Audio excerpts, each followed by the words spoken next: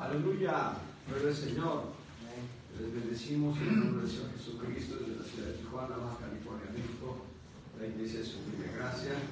Y bueno, hace una semana dejé inconclusa la enseñanza, no una semana, hace 2 semanas, estábamos viendo la enseñanza de los 12 tratos personales de Dios, o las 2 maneras en que Dios trata con nuestras vidas. Y hace una semana vimos 5 principios de cómo tener visión, pero vamos a darle continuidad a la enseñanza de los 12 tratos personales de Dios, a manera de repaso, a manera de complemento. En Oseas 2:14, el Señor dice a través del profeta: empero he aquí, yo la induciré y la llevaré al desierto y hablaré a su corazón.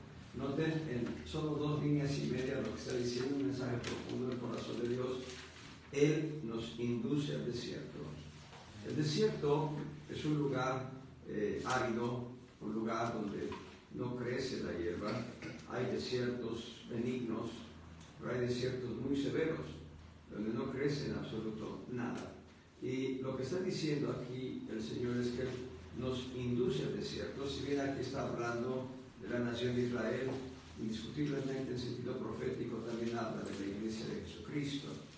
La induce al desierto, la lleva y habla al corazón. Es importante, los 12 tratos personales de Dios son para hablarnos al corazón.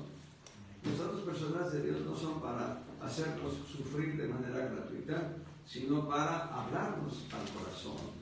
Allá en Cantares 3:6 vamos a ver un mensaje muy parecido al que acabamos de leer en Oseas. En Cantares capítulo 3, verso 6. El canto profético, el poema profético dice: ¿quién es esta que sube del desierto como columnita de humo, sahumada de mirra y de incienso y de todos polvos aromáticos? Está hablando de la novia del Cordero, la iglesia gloriosa. Está subiendo del desierto y entre otras características viene con el sahumerio de mirra, está con el aroma del incienso, está llena de polvos aromáticos, y esa es la iglesia. Ahí en Cantares capítulo 8, verso 5, ¿quién es esta que sube del desierto, recostada sobre su amado? Debajo de un manzano te desperté, allí tuvo tu madre dolores, ahí tuvo dolores, la que parió. La primera línea, las 2 primeras líneas de este verso: ¿quién es esta que sube del desierto, recostada sobre su amado? Es la iglesia, no cualquier iglesia, es la iglesia gloriosa que ha sido tratada por Dios. Y a pesar de que el lugar en el que ha estado siendo tratada es un lugar desierto, ahí en el desierto nuestro Dios nos habla de su amor profundo hacia nosotros. En Hebreos 12, 4 al 7, Hebreos capítulo 12, versos 4 al 7, dice: que aún no habéis resistido hasta la sangre, combatiendo contra el pecado, y estáis ya olvidados de la exhortación que como con hijos habla con vosotros, diciendo: hijo mío, no menosprecies el castigo del Señor, ni desmayes cuando eres reprendido, porque el Señor al que ama castiga y azota a cualquiera que recibe por hijo. Si sufrís el castigo, Dios os presenta como a hijos, porque ¿qué hijo es aquel a quien el Padre no castiga? Y aquí está hablando de una manera diferente. Oseas, Cantares hablan de aquella que está recostada en el pecho de su amado, aquella que recibió palabras de amor en los momentos de aridez, en los momentos de calor intenso, que aquí nos habla del trato personal de un padre hacia su hijo. Lo que hace Dios en un momento dado es mostrarnos una manera específica de cómo está aplicando su gran amor a nuestras vidas, pero con 12 diferentes disciplinas, 12 diferentes principios. Hemos visto gracia y verdad. Estos dos principios están en parejas. La primera pareja es gracia y verdad. La gracia es la expresión de Dios dándonos aquello que no merecemos. Vuelvo a decirlo. Gracia es la expresión de Dios dándonos aquello que no merecemos. ¿Y qué es lo que no merecemos? La vida eterna. ¿Qué es lo que no merecemos? La gloria de Dios. ¿Qué es lo que no merecemos? El cielo, la presencia divina. No merecemos ser llamados hijos de Dios. Y Dios nos lo da por su gracia. Aleluya. Y la verdad, bueno, la verdad es la palabra de Dios y la verdad nos enseña que nosotros somos pecadores, que nosotros somos gente con maldad por naturaleza. También hemos visto que Dios nos trata con fe y esperanza. Si alguien tiene fe es Dios. Bueno, cualquiera podría decir que en mi conocimiento de mi persona, podría decir cualquier persona, yo no tengo confianza en ti, yo no tengo fe en ti. Y tendría sentido que lo dijera. Pero que Dios diga, Abel, tengo fe en ti. Que Dios diga, Gabriel, tengo fe en ti.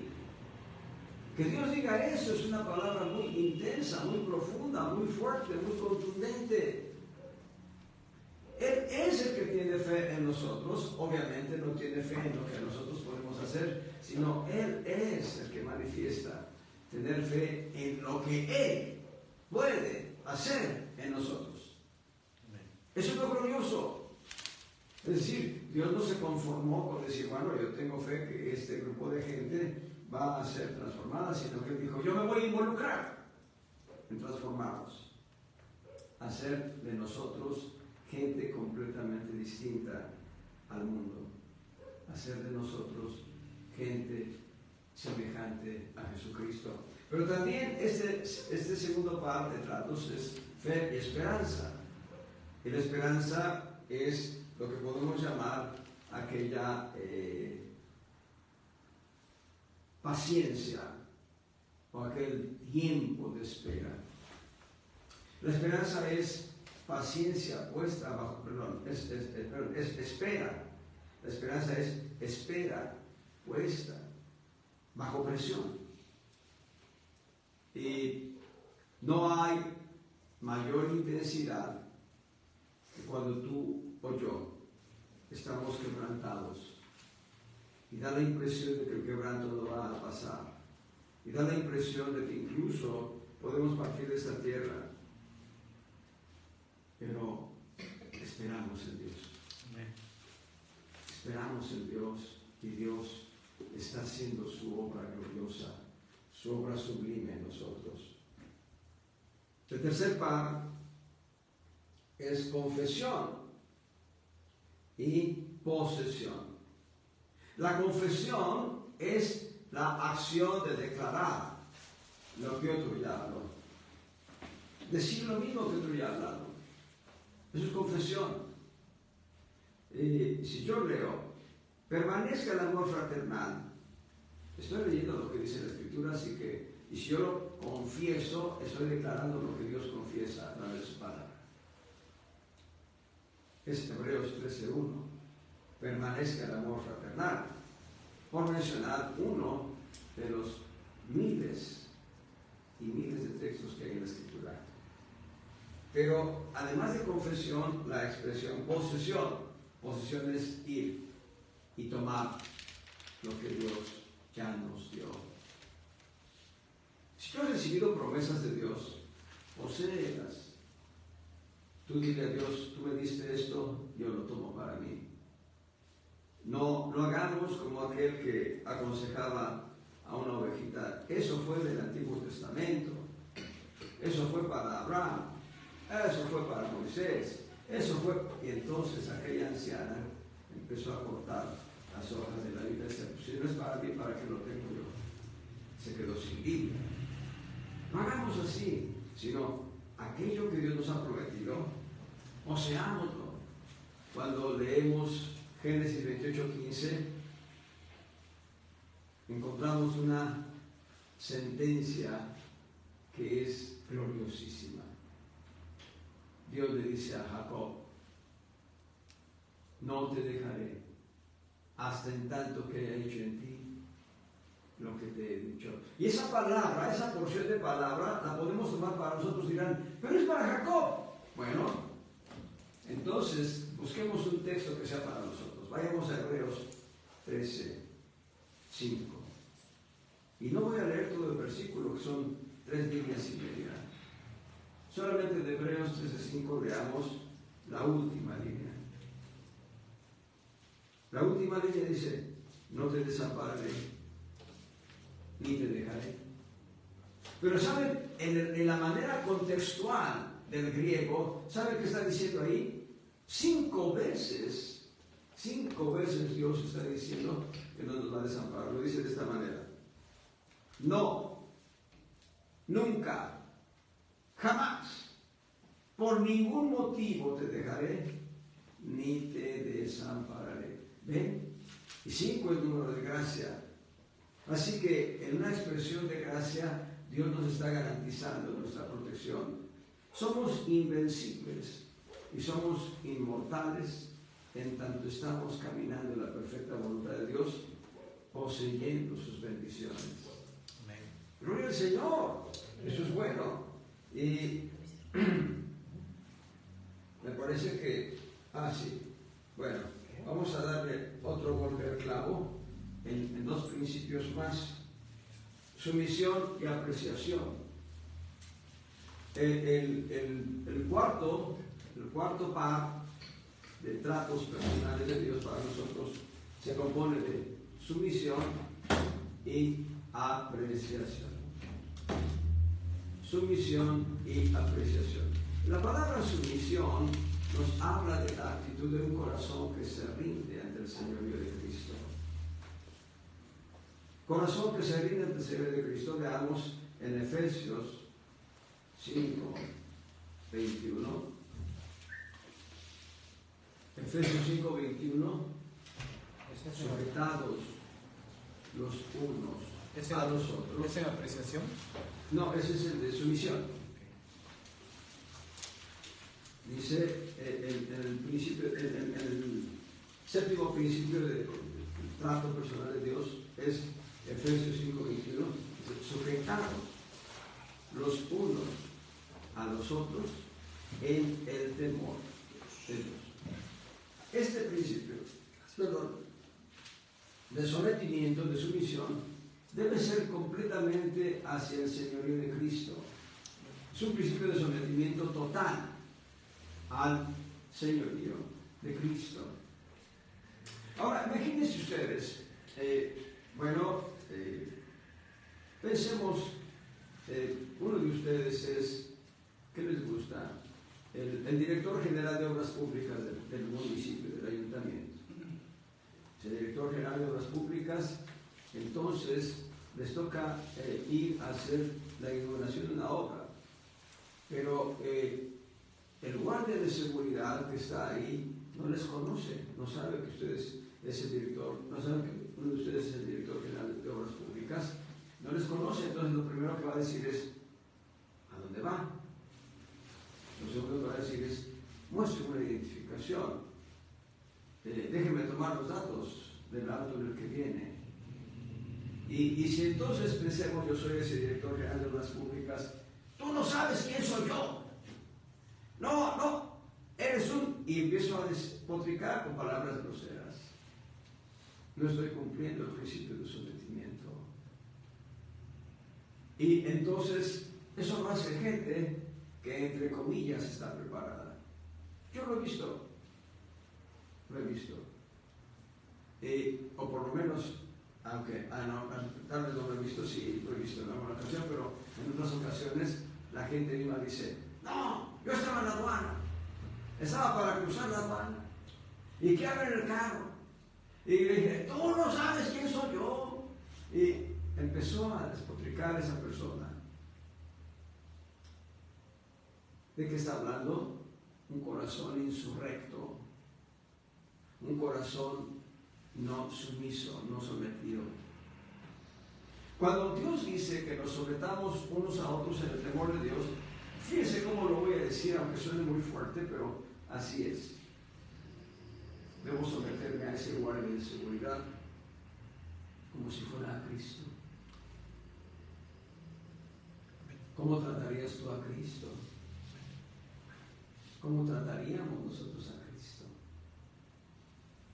Es importante el principio de sumisión o sometimiento, y cuán trascendente es que lo hagamos en reconocimiento al señorío de Cristo. Y el tema de la precisión, yo no estoy seguro si llegamos al tema de humildad, me parece que sí, pero a ver qué ustedes me dicen en sus apuntes. Llegamos hasta fidelidad. Fidelidad, excelente. Bueno, entonces el tema de apreciación, debemos nosotros apreciar lo que Dios nos da. Amén. Tener en consideración que aquello que Dios nos da es lo mejor. Es lo mejor. Pablito, tú tienes los mejores padres. Amén. ¿Pero por qué tú tienes los mejores padres? ¿Y yo? También tienes los mejores padres. Yo tuve los mejores padres, ahora están con Cristo. Cada uno de nosotros ha tenido los mejores padres. ¿Pero por qué? No dio Dios. Porque nos lo dio Dios. Por eso. Esa es la apreciación. Ah, no, pero es que yo quisiera la casa de fulano. Si la casa que tú tienes te la dio el Señor, debes hacer acción de gracias. Debes hacer acción de gracias. Y si lo que tú tienes te lo dio el Señor, debes hacer acción de gracias. Y si lo que no tienes, no lo tienes porque el Señor no te lo ha permitido tener, debes hacer acción de gracias. Eso es apreciación. Amén. No es como quisiera que mis hijos fueran como los hijos de tal familia. No, no de ninguna manera. Debemos apreciar lo que Dios nos ha dado. A ver, tienen los mejores hijos. Amén. Lo mismo que Pablito tiene los mejores hijos. Amén. ¿Cómo le hace el hermano Fidel para tener los mejores hijos? ¿Cómo ustedes tienen los mejores hijos? ¿Y yo? Amén. Yo tengo los mejores hijos. Gloria a Dios. Porque Dios nos los dio. Amén. El punto no radica en si la mejoría está comparando a los hijos, a los padres, al esposo, a la esposa. El punto radica en que Dios te lo ha dado, por eso es lo mejor. Gloria sea al Señor. Y bueno, hemos visto también los principios de humildad y fidelidad. La humildad es la actitud del corazón que debe estar por abajo de todos, en servicio. En servicio. Yo debo estar en servicio a ustedes. Esto lo dijo un pastor hace muchos años. Dijo, el ministro de Dios es un siervo, la palabra siervo con ese, pero fue más lejos, dijo, es la servilleta, es el tapete. Eso dijo del siervo. ¿Cómo? ¿Eso es el ministro de Dios? Pues sí, es un servidor. El problema es que a nosotros a veces nos gusta mensajero del gran rey y entramos así con orgullo y soberbia y decimos, ¿qué haría Dios sin mí? Le digo que haría muchas cosas mejores. Dios en su gracia me permite ministrar aquí con ustedes. Amén, amén. Pero Dios puede hacer cosas mucho mejores con alguien diferente a mí. Y cuán importante es reconocer esto. Cuán trascendente es reconocer que somos menos que la vanidad sin Cristo. Eso dice el salmista. Sin Cristo somos menos que la vanidad. O dicho de otra manera, somos menos que la nada. La nada es la negación de todo. Menos que la nada. Un valor menor a la nada, imagínense. En lógica matemática es un concepto poco concebible, pero existe en la Biblia.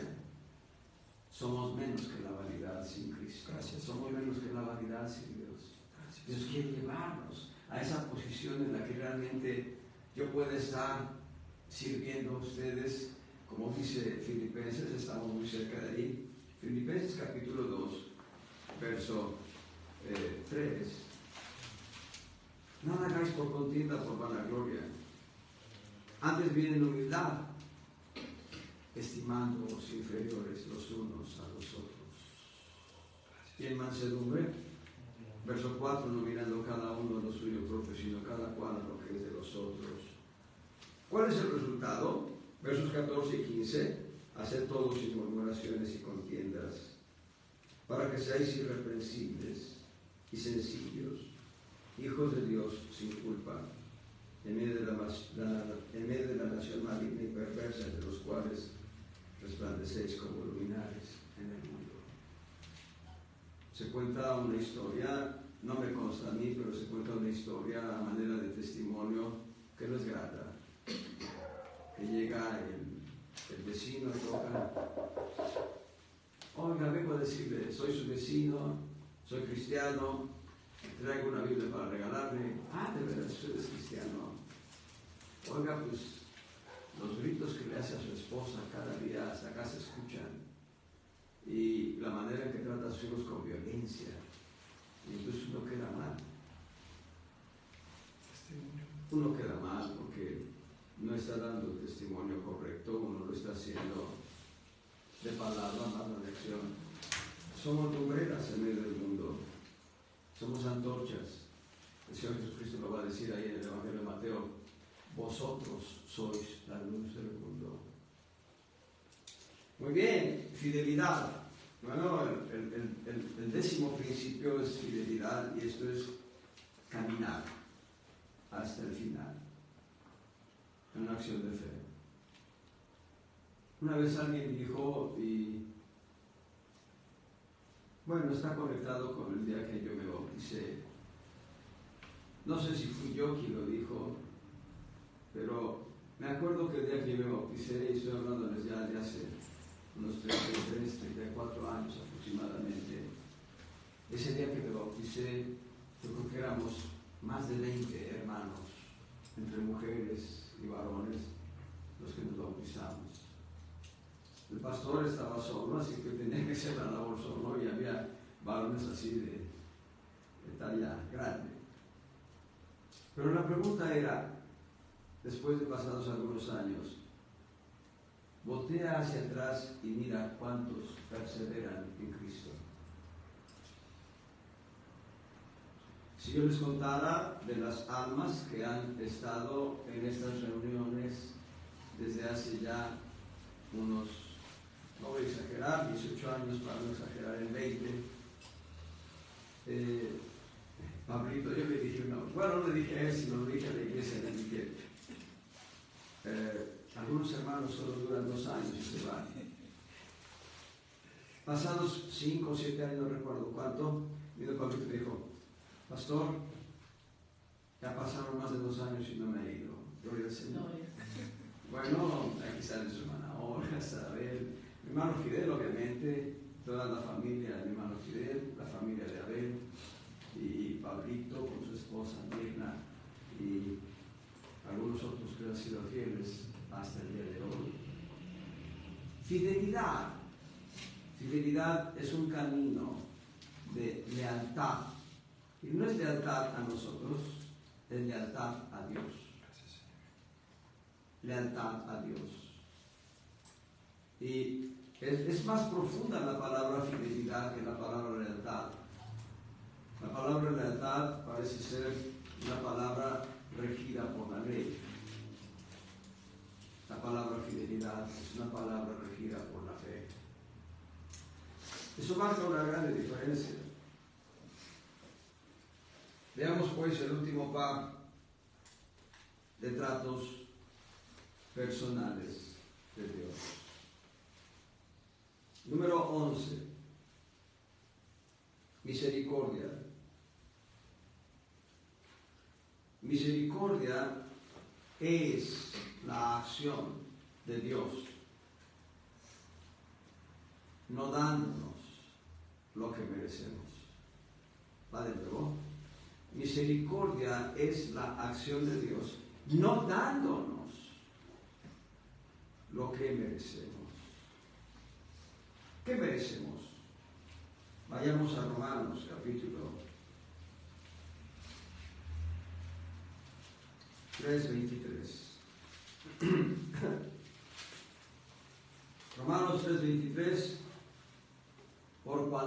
todos pecaron y están destituidos de la gloria de Dios. La palabra todos involucra a todo ser humano, desde su concepción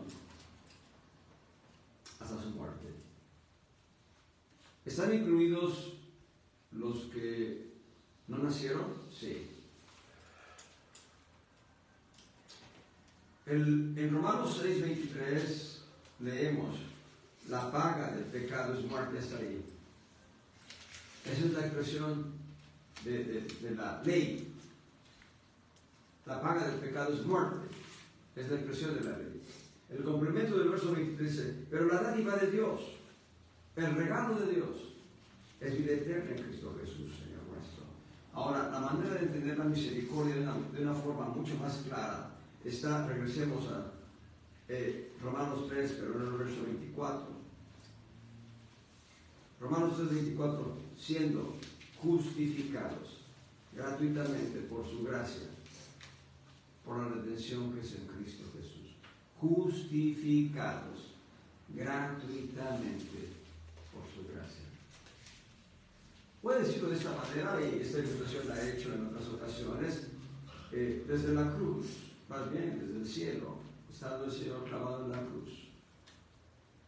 El Padre Celestial expresó una sentencia profunda de muerte, diciendo mi nombre, mi fecha de nacimiento, y diciendo: por cuanto eres pecador, estás destituido de la gloria de Dios. Por cuanto eres pecador, estás destituido de la gloria de Dios. Y esta sentencia la emite el Padre volteando hacia la cruz. ¿Quién estaba en la cruz? Estaba Cristo en la cruz.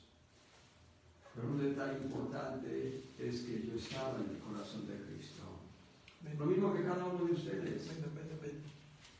Si ustedes voltean hacia el tabernáculo del desierto, el sumo sacerdote llevaba en el pectoral, en el pecho, llevaba 12 piedras preciosas. Y en cada piedra preciosa, como grabadura de sello, dice la Escritura, en cada piedra preciosa el nombre de una de las tribus de Israel. Los 12 nombres de las tribus de Israel iban en el pectoral, en el pecho del sumo sacerdote. Y hay otro detalle importante: el propio sumo sacerdote usaba unas piedras oniquinas en los hombros, y en cada piedra oniquina 6 nombres, como grabadura de sello, 6 nombres de las tribus de Israel. En otra piedra los otros 6 nombres, en total 12 nombres. ¿Sabe qué dice la Escritura en Isaías? El principado sobre su hombro, la cruz. El Señor llevando la cruz, llevando nuestras cargas, llevando nuestros pecados, y en su corazón llevando nuestros nombres. Eso es misericordia. Cristo pagando nuestros delitos, nuestros pecados, nuestras faltas, nuestros errores, para que nosotros no fuésemos a un lugar de tormento. Lo acabamos de leer: la paga del pecado es muerte. Lo acabamos de leer: por cuanto todos pecaron y están destituidos de la gloria de Dios. Eso es misericordia. Hasta ahí no, hasta ahí solamente es la ley. Es misericordia cuando leemos: siendo justificados gratuitamente por su gracia. Es misericordia cuando leemos: la dádiva de Dios es vida eterna en Cristo Jesús. Es ahí donde se expresa la misericordia, cuando Dios, en lugar de pagarnos conforme a nuestros delitos y pecados, nos da vida eterna juntamente con Cristo. Por gracia somos salvos. Así lo dice Efesios capítulo 2. En Efesios capítulo 2 leemos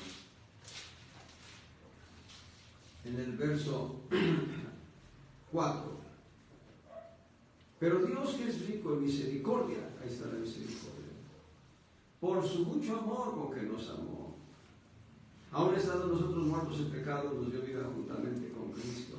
Por gracia sois salvos. Y juntamente nos resucitó, y así mismo nos hizo sentar en los cielos con Cristo Jesús. Bendito sea el Señor. Cuando nosotros leemos los evangelios, el evangelio de Mateo, hay un reto profundo del corazón de Cristo para nosotros. En Mateo capítulo 9, verso 13. Mateo 9, verso 13. Andad pues y aprended qué cosa es. Misericordia quiero y no sacrificio. Porque no he venido a llamar justos, sino pecadores al arrepentimiento. ¿Qué cosa es misericordia quiero y no sacrificio? Dice el Señor. Aprendamos esto, porque es parte de los tratos que Dios prodiga a sus hijos. Si leemos con detenimiento Oseas capítulo 6, verso 6. Perdón. En Oseas 6, 6. Porque misericordia quise y no sacrificio, y conocimiento de Dios más que holocaustos. ¿Saben una cosa? Cuando nosotros somos causas de misericordia, simultáneamente venimos a conocer más profundamente el corazón de Dios. Lo está diciendo el profeta Oseas: misericordia quise y no sacrificio, y conocimiento de Dios. Es decir, en la medida que nosotros nos mostramos como causa de misericordia, Dios es revelado a nosotros. Dios es manifestado a nuestras vidas. Ahí mismo en Mateo capítulo 12, en el verso 7, Mateo 12, 7. Vean cómo el Señor insiste. Ya lo ha dicho en Oseas, lo ha dicho 2 capítulos antes en Mateo, y ahora vuelve a decirlo. Pero si supieses que es misericordia quiero y no sacrificio, no condenaríais a los inocentes. A veces nosotros nos levantamos con revólver en mano y empezamos a señalar, pum, pum, pum. No, quédate de ahí que para digo, hermano, pero apuntamos. Y no solo apuntamos, sino que hablamos. Y cuán importante es que nosotros nos movamos en un cauce de misericordia. Cuando nos movemos en misericordia, a la manera de Oseas, el profeta Oseas nos lo dice, tendremos conocimiento de Dios. Cuando nos movemos en misericordia, a la manera que nos dice el Señor Jesucristo en Mateo 12, simplemente no estaríamos condenando a la gente. Y si lo experimentamos a la manera de Mateo 9:13, entenderíamos que Dios no busca sacrificios, sino busca pecadores arrepentidos. Quiero que vean un texto más ahí en Romanos capítulo 12, verso 8, la última línea. Romanos 12, verso 8, la última línea. El que hace misericordia con alegría. El que hace misericordia con alegría. Y cuán difícil es que, por ejemplo, tú le prestas un dinero a un hermano. O no, pensemos, más allá del hermano, se lo prestas a un impío. Eso le sucedió a mi hermano Sergio Corona. Ustedes conocen al hermano Sergio Corona. No le sucedió con un dinero, le sucedió con un auto. Él tenía un auto, lo puso en venta, y un hermano en Cristo un hermano en Cristo, dijo, pastor, yo se lo compro. ¿De veras? Sí, yo se lo compro, pastor. Véndame el auto. Bueno, ahí está el auto, están las llaves. Deme los papeles, pastor, para hacer los cambios. Confiado, el pastor da los papeles. Pasan meses. Oye, ¿qué pasó? No, es que me ha ido un poco mal. Ya había vendido el auto ese hombre. Me ha ido un poco mal. Pasó mucho tiempo. Y alguien le dijo al pastor René Corona, le dijo, ya, perdona la deuda. Más de 100,000 pesos valía el auto. Más de 100,000 pesos. Dice el Señor, con alegría, te perdono la deuda. Más de 100,000 pesos, amados hermanos. ¿Es fácil? Yo diría que no es fácil, pero vayan a Mateo capítulo 18.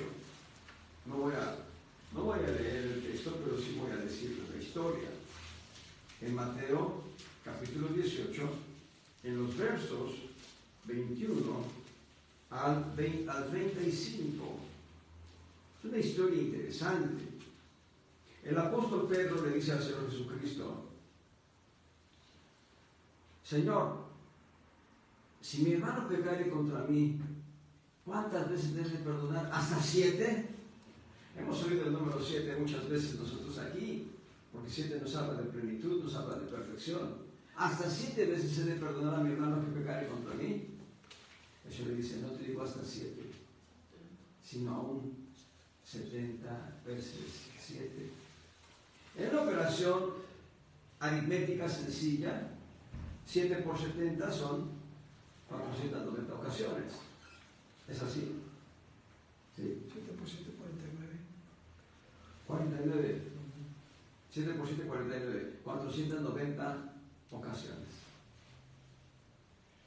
Si tomamos el 70 y lo elevamos a la potencia 7, es 70 por 70 por 70 por 70 por 70, nos va a dar ahí muchos millones.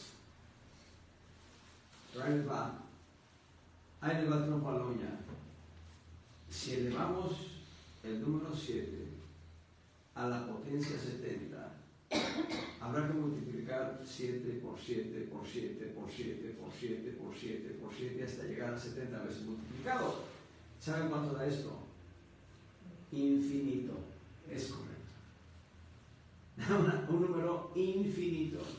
Da después de 8 octillones más infinito. Más infinito. Y esa es la manera que Dios quiere que nos comportemos nosotros, siendo misericordiosos. Puede ser pues vosotros misericordiosos, como vuestro Padre Celestial que está en los cielos es misericordioso. Vayan a Mateo capítulo 5. Verso 7. Mateo 5, 7. Bienaventurados los misericordiosos, porque ellos alcanzarán misericordia. ¿Saben? En el aspecto de la misericordia, el Señor nos ha dejado un tabulador legal. Parece mentira. Estamos viviendo la gracia, el pacto de gracia, pero en el aspecto de la misericordia, y diríamos, en el ejercicio de la misericordia, el Señor nos ha dejado un tabulador legal. ¿Qué dice Mateo capítulo 6? Verso 14. Porque si perdonareis a los hombres sus ofensas, os perdonará también a vosotros vuestro Padre Celestial. Hasta ahí suena todo bien. Pero el verso 15 dice, pero si no perdonareis a los hombres sus ofensas, tampoco vuestro Padre os perdonará vuestras ofensas. Y esto es muy fuerte. Y estamos hablando de una palabra dada dentro del pacto de gracia. ¿Cómo es posible esto? ¿Tengo que perdonar a quien hizo la injuria? Sí. Aunque no me conozcan y yo lo conozca, sí. Aunque él no tenga la razón. Sí. Eso es fuerte. Eso es profundo. Regresando a la historia de Mateo 18, dice el Señor, dice no solo 7, sino hasta 70 veces 7, y va a decir, un rey hizo cuentas con sus súbditos. Perdón, el rey es Cristo. Y viniendo uno que le debía 10,000 talentos, 10,000 talentos, wow, es una millonada en dólares, traducida en dólares a día de hoy, porque estamos hablando de un talento medido en peso de oro. Un talento equivalía a unos 34 kilogramos de oro. Así que 10,000 talentos eran 340,000 kilogramos de oro. No era una deuda fácilmente de pagar, era una deuda verdaderamente alta. Y el rey le dijo, bueno, paga lo que debes, no tienes para pagar, métalo a la prisión hasta que pague todo lo que debe, y si va a estar en la prisión menos no puede pagar.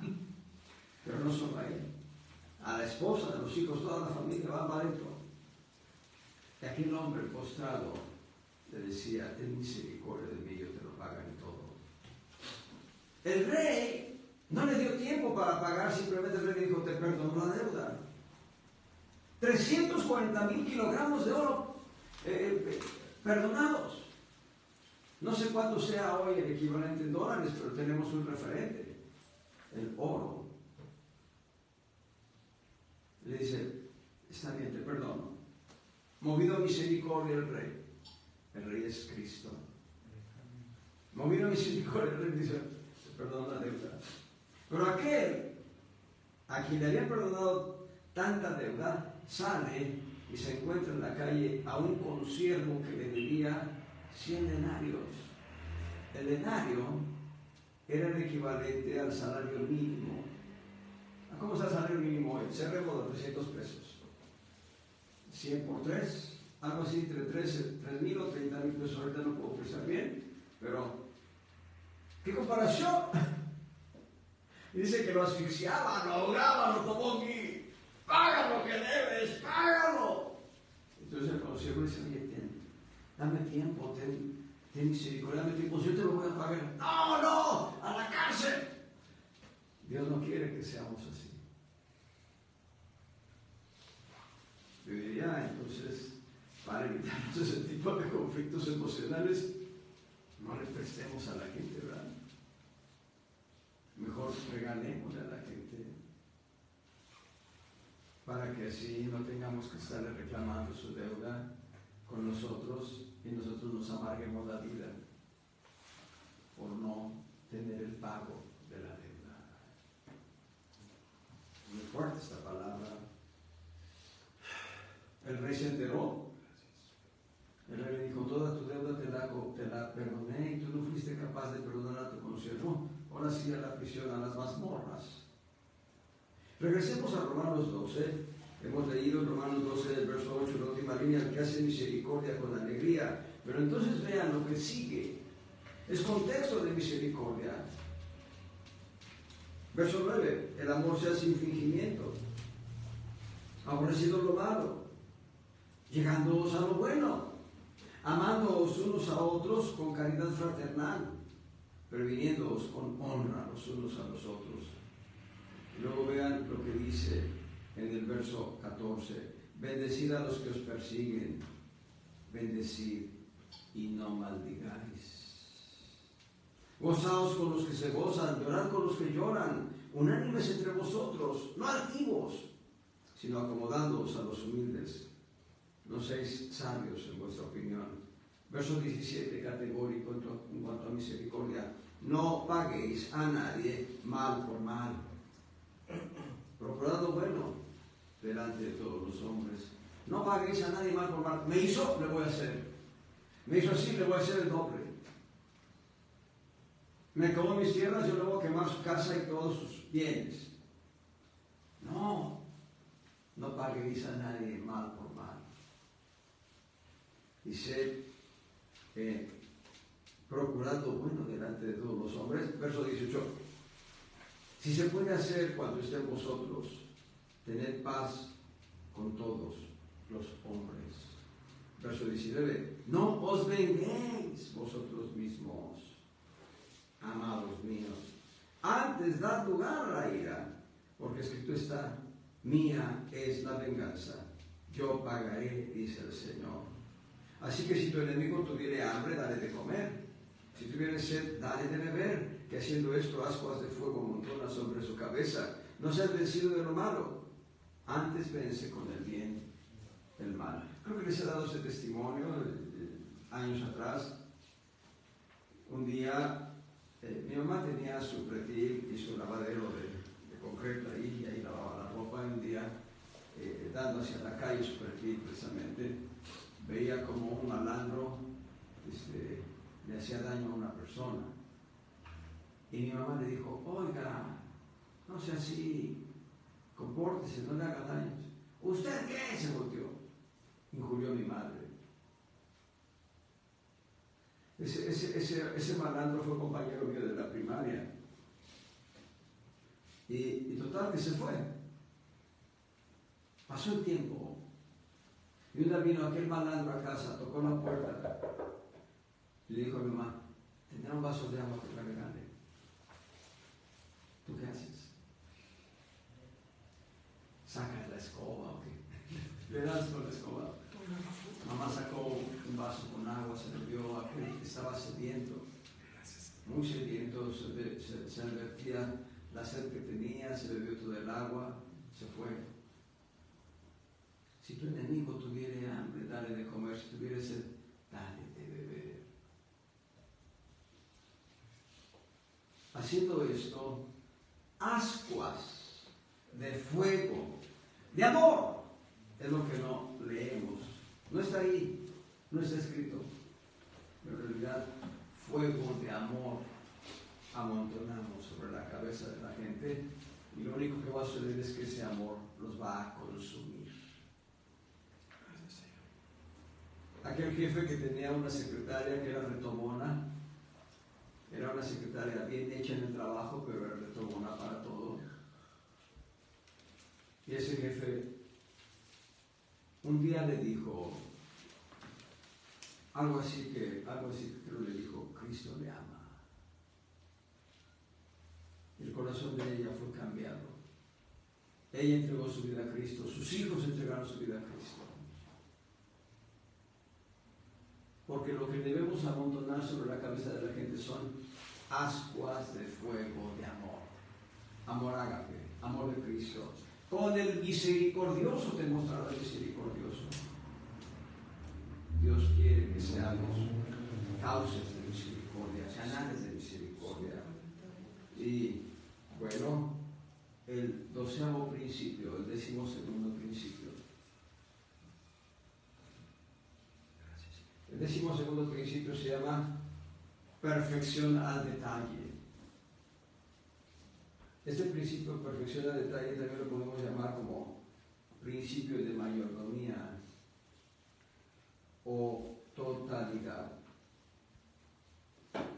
Perfección al detalle o principio de mayordomía o totalidad, o también lo podemos llamar administración a la perfección.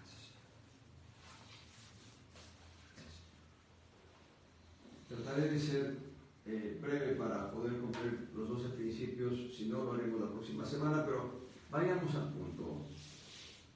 Cuando Dios manda una chinche a la cama, o más que mandar una chinche a la cama, cuando hay una chinche en la cama, Dios va a aprovechar esa chinche para que todos aprendamos algo. Aprendamos a velar, a orar, a interceder, a hablarnos ante el Señor para que quite la plaga de nuestra casa, a creerle a su palabra para que creamos que no hay plagas que toquen nuestra morada. Nos va a enseñar muchos principios con una sola chinche. Ahora, si manda un ejército de chinches, imagínense, va a haber muchos detalles. Trataré de explicarlo.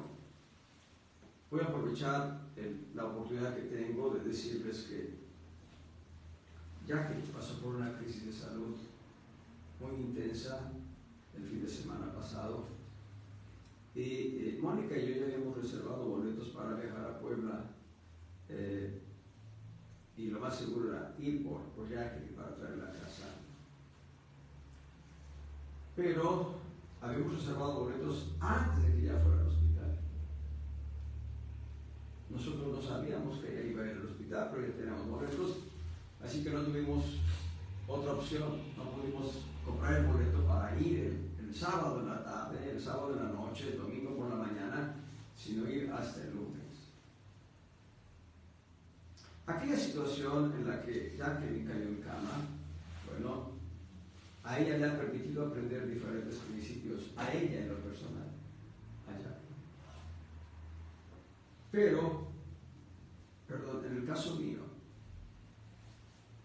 llegué a la ciudad de Puebla, lunes tranquilo y martes en crisis. Una crisis muy fuerte.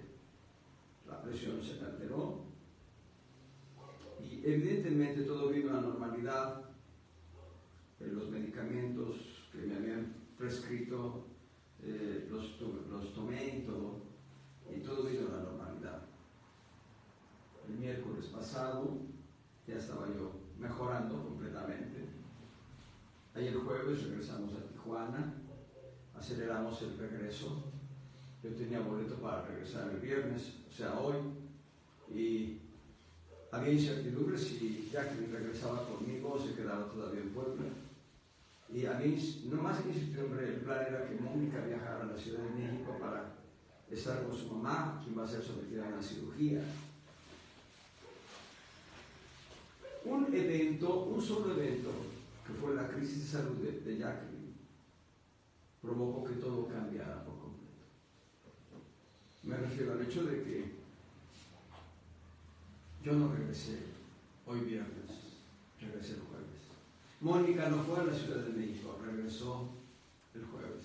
Jacqueline no se quedó en Puebla, regresó el jueves. Los tres regresamos a Tijuana.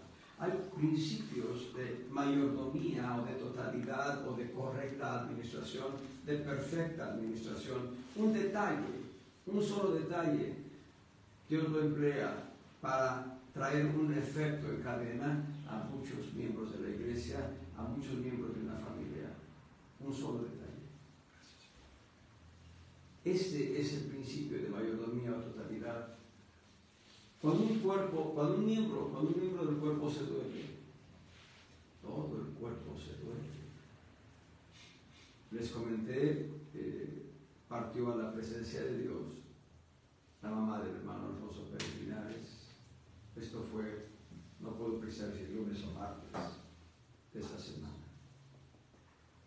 Y hay que seguir intercediendo porque Dios consuele el corazón del hermano Alfonso Pérez Linares. En la familia, el hermano Alfonso era el menor de toda la familia, el más chico de todos los hijos. El hermano Alfonso solo conoció a su mamá.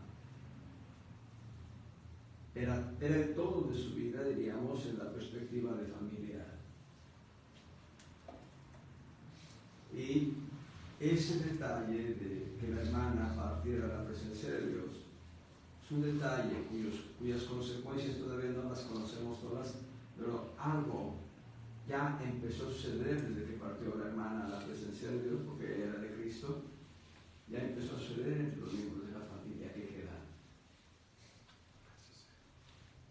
El punto es, muchas veces un solo detalle, hermanos, un solo detalle es administrado por Dios para impactar los corazones de muchas gentes.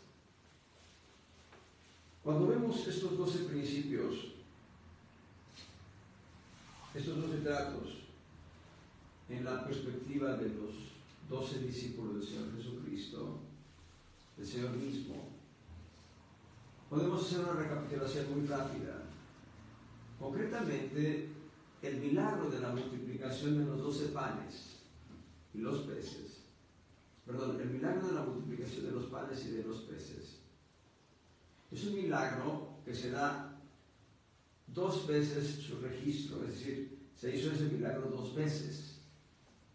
Ese milagro es el único que está registrado en los 4 evangelios. En cada evangelio vamos a encontrar el registro de 1 o 2 milagros, tal vez entre Mateo y Marcos vamos a encontrar a veces un milagro registrado, entre Mateo y Lucas otro milagro registrado, pero el milagro de la multiplicación de panes y peces está en los 4 evangelios. De hecho, hay milagros que están registrados en el Evangelio de Juan, no registrados en los otros evangelios, pero la multiplicación de panes y peces está registrada en los 4 evangelios. Y lo que hace el Señor es mover los corazones de los discípulos, de los apóstoles, para que ellos sean cauces de enseñanza a nosotros. La gracia la vemos en la disposición de un pequeño que dijo: aquí están mis peces, aquí está mi sándwich de pescado. Es la gracia. Y el Señor ora a la faz del Padre y la verdad se multiplica. La verdad hace que el pan y los peces se multipliquen en una acción de fe. Es el tercer principio. Una acción de fe y de esperanza, de expectativa de lo que habría de suceder. La confesión que hace Cristo y la posesión que hacen los discípulos. Cuando hablamos de posesión, ¿saben qué? Los discípulos tenían en sus manos pan y podían decir: yo ya tengo pan para mí, me lo voy a comer, así que el Señor lo va a multiplicar. No hicieron así. Cedieron, estuvieron cediendo la parte que les correspondía a todos. Más de 5,000 hombres, dándoles alimento a todos. Se cuenta de un campamento en el cual, o un evento por ahí, en el cual un joven empezó a decir: ¿ya tomaste atole? ¿No quieres más? ¿No quieres más? ¿No quieres más? Empezó a decirle a todos los que estaban ahí presentes. Y cuando todos dijeron: no, ya tomé champurrado, chocolate, bueno, entonces es mío. Si ya nadie quiere, ahora este es mío. El tema de la sumisión y la apreciación, sometimiento al Señor de Cristo. El Señor dijo: denles de comer a todos. Y la apreciación, saber que aquello que era poco en las manos de ellos era mucho en la multiplicación del Padre Celestial. Fueron humildes porque el Señor les dijo: no dejen que ningún pedazo quede en tierra. Un apóstol dijo de esta manera hace muchos años: dijo, si hubiesen dejado el pan en el piso, ese pan continuaría vigente hasta el día de hoy, sin hongos, sin descomponerse. No porque fuese hecho en McDonald's, sino porque el Señor lo había bendecido. Hay una diferencia entre el pan de McDonald's y el pan que bendice el Señor. Bueno, es lo que se dice, ¿no? Por ahí. Que McDonald's tiene el pan con no sé cuántos preservativos para que no se eche a perder. Pero el pan de Cristo es un pan saludable. Y dijo este apóstol, dijo, estoy seguro que ese pan, si se hubiese conservado hasta hoy lo podríamos comer con acción de gracias. Y fidelidad, ellos caminaron en fidelidad, dándole a todos. No sé si a alguno de ustedes le ha tocado servir en algún evento, pero un evento de 50 personas, servir a una sola persona, es mucho trabajo. Estamos hablando de más de 5,000 hombres, sin contar mujeres y niños, 12 apóstoles del Cordero sirviendo. Era mucho trabajo. Se requería humildad, fidelidad, sumisión, sometimiento, misericordia. Y hasta que todos comieron, ellos tomaron su porción. ¿De qué? De trozos de pan mordidos. Trozos de pan que ya quedaron tan satisfechos, ya no me aguanto, ya no puedo comer más. Y soltaron el pan a algunos. El Señor dijo, recojan. Humildad, mansedumbre, todo está combinado.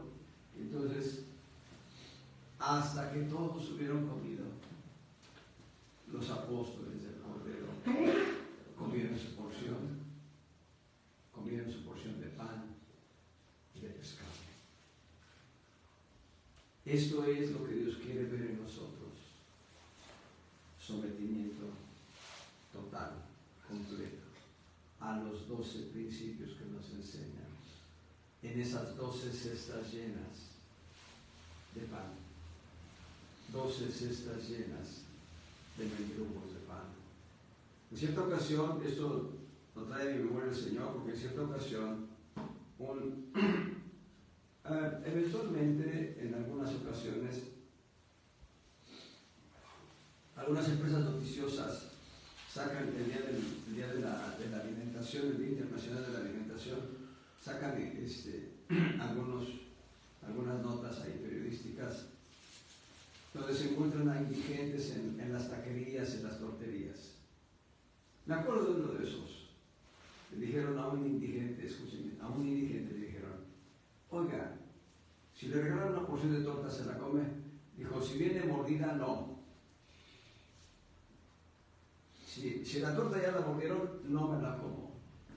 Eso es falta de humildad.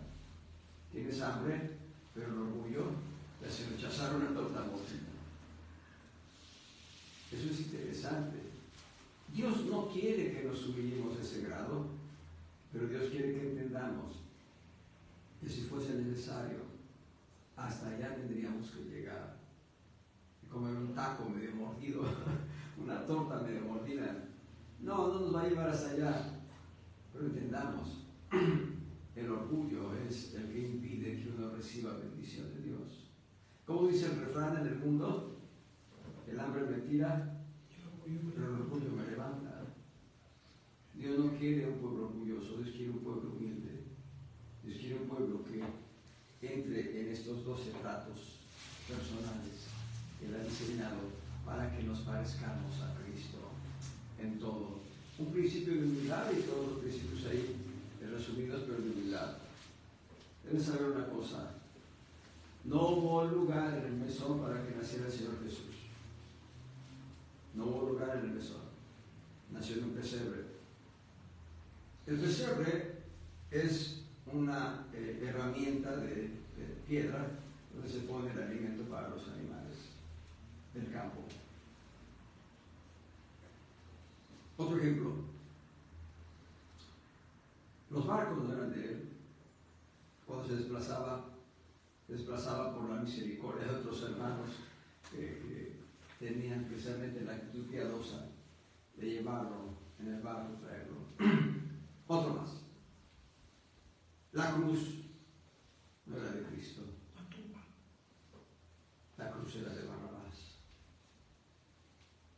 Uno más: la tumba no era de él, era de José de Arimatea. Una tumba nueva, pero no era de él. Otro más: la sábana con la que fue envuelto, hasta donde recuerdo la escritura dice que fue José de Arimatea quien la pagó. Una sábana nueva. Uno más: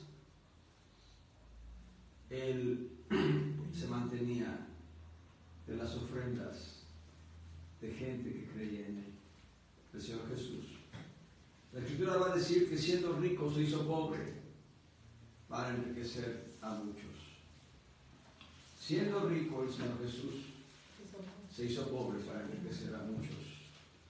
Y como dice Filipenses capítulo 2, del 5 al 8, haya pues en vosotros este sentir que hubo también en Cristo Jesús, el cual siendo en forma de Dios, no tuvo por compasión ser igual a Dios. Se hizo nada para que nosotros fuésemos hechos hijos de Dios por medio de Él. Dios.